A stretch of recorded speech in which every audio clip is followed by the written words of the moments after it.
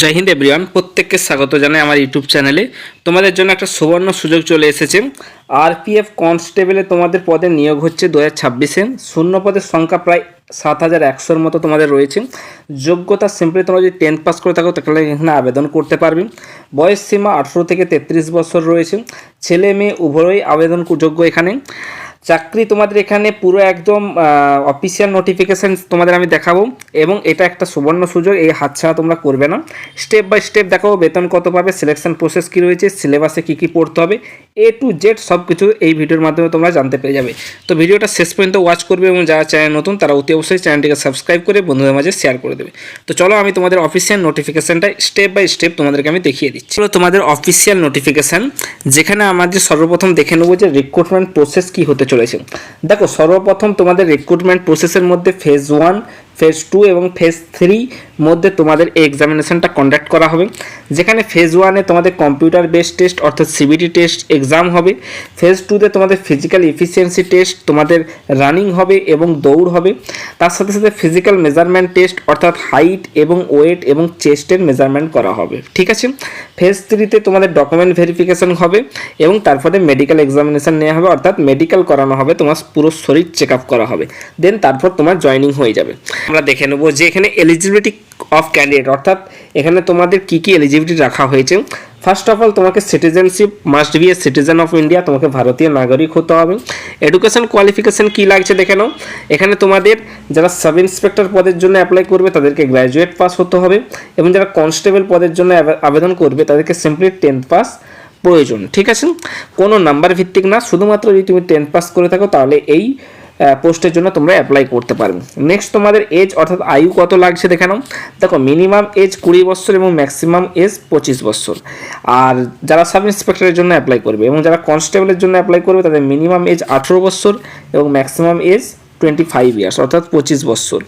এবার যারা SC ST এবং ওবিসি থেকে বিলং করে তারা 3 বছর ছাড় পেয়ে যাবে, অর্থাৎ যারা ওবিসি থেকে বিলং করছে তারা 3 বছরের ছাড়, এবং যারা এসসি এসটি থেকে বিলং করছে তারা 5 বছরের ছাড় পেয়ে যাবে, অর্থাৎ তারা 18 থেকে 30 বছর পর্যন্ত অ্যাপ্লাই করতে পারবে, ঠিক আছে।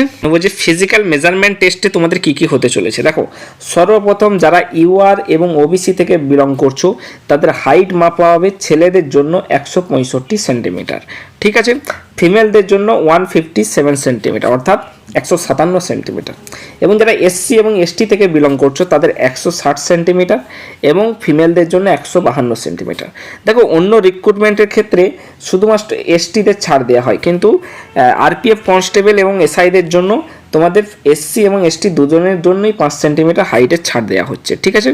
এবং যারা গারোয়ালি এবং গোর্খা এবং মারাঠি ডোগরা থেকে বিলং করে তাদের 163 সেন্টিমিটার হাইট লাগছে ছেলেদের জন্য, এবং মেয়েদের জন্য 155 সেন্টিমিটার।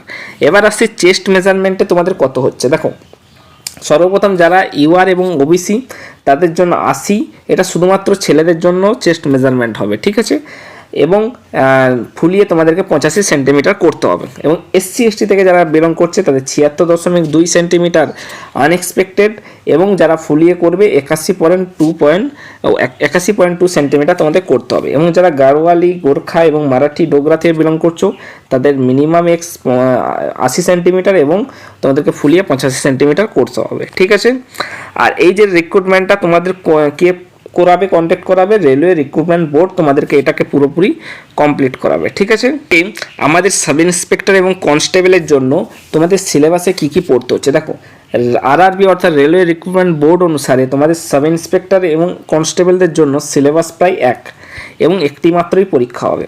যেখানে তোমাদের সাব ইন্সপেক্টরের জন্য 90 মিনিট টাইম বরাদ্দ করা থাকবে এবং কনস্টেবলদের জন্য 90 মিনিট টাইম বরাদ্দ থাকবে।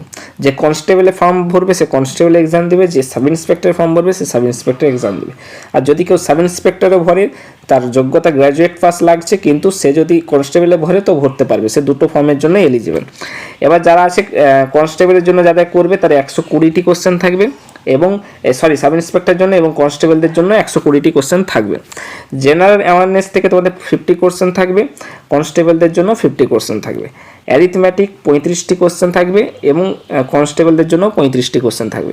জেনারেল ইন্টেলিজেন্স এবং রিজনিং থেকে 35টি কোশ্চেন থাকবে এবং কনস্টেবলদেরও 35টি কোশ্চেন থাকবে, ঠিক আছে। অর্থাৎ সাব ইন্সপেক্টর এবং কনস্টেবলদের জন্য সিলেবাস প্রায় সেম এবং তোমাদের টাইমও সেম, ঠিক আছে।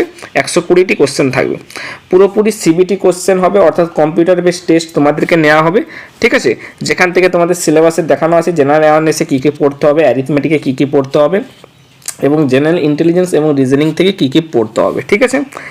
এবার প্রতিটি কোশ্চেনের জন্য তোমাদেরকে 1 নম্বর করে বরাদ্দ থাকবে, দেখতে পাচ্ছ 1 নম্বর করে বরাদ্দ থাকবে এবং যদি নেগেটিভ করো তাহলে তোমাদের 1/3 তোমাদের নেগেটিভ মার্কিং রয়েছে, অর্থাৎ 3টা ভুল করলে 1 নম্বর তোমাদের এখানে মাইনাস করে নেওয়া হবে, ঠিক আছে। আমরা দেখে নেব যারা যারা এক্সামিনেশন পাস করবে তাদের নেক্সট স্টেপ হবে তোমাদের ফিজিক্যাল এফিসিয়েন্সি টেস্ট। ফিজিক্যাল এফিসিয়েন্সিটা খুব গুরুত্বপূর্ণ পয়েন্ট, যেটা তোমরা ভালো করে একবার দেখে নাও। দেখো, সাব ইন্সপেক্টরদের জন্য তোমাদের 1600 মিটার থাকবে মেলদের জন্য, ঠিক আছে, যেখানে 6 মিনিট 30 সেকেন্ডে তোমাদেরকে দৌড়াতে হবে। আর তোমাদের লং জাম্প থাকবে 12 ফিট তোমাদেরকে মারতে হবে, যেখানে 3 চান্স থাকবে। আর এইটা 1600 মিটারটা একবারই তোমরা চান্স পাবে, লং জাম্প এবং হাই জাম্প 3বার চান্স পাবে। হাই জাম্পে 3 ফুট 9 ইঞ্চি তোমাদেরকে হাই জাম্প করতে হবে। আর সাব ইন্সপেক্টর ফিমেলদের জন্য 800 মিটার থাকবে, যেখানে 4 মিনিট তোমাদের সময় থাকবে এবং লং জাম্প 9 ফিট এবং হাই জাম্প 3 ফিট, এটাও তোমরা 3বার করে চান্স পেয়ে যাবে। এরপরে আসছে কনস্টেবলদের জন্য, যারা কনস্টেবল 1600 মিটার রানিং করবে 5 মিনিট 45 সেকেন্ড ছেলেদের জন্য এবং লং জাম্প 14 ফিট এবং হাই জাম্প 4 ফিট।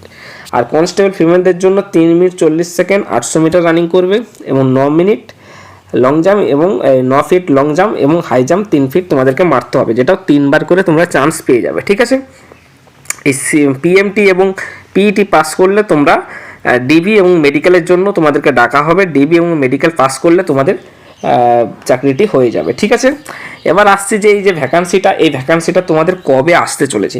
দেখো, খুব শীঘ্রই তোমাদের ভ্যাকান্সি রিলিজ হওয়ার চান্স রয়েছে, কারণ তোমাদের আগস্ট মাসের লাস্ট উইকে এই ফর্মটি আসতে চলেছে 2026 সালে। যেইটুকু খবর আসছে যে এনটিপিসির সাথে সাথে তোমাদেরকে এই ফর্মটাও ফিল আপ করার জন্য তোমাদেরকে rrb.government.in তার প্রসেস দেখিয়ে দেবে এবং rrb.government.in আগস্ট মাস 2026 সালে তোমাদেরকে এই রিক্রুটমেন্টটা পুরোপুরি অফিসিয়ালভাবে বার করে দেবে, ঠিক আছে। এটা ছিল তোমাদেরকে একটা আপডেট। যদি ভিডিওটা ভালো লাগে তো অতি অবশ্যই চ্যানেলটিকে সাবস্ক্রাইব করে বন্ধুদের মাঝে শেয়ার করে দেবে। ধন্যবাদ।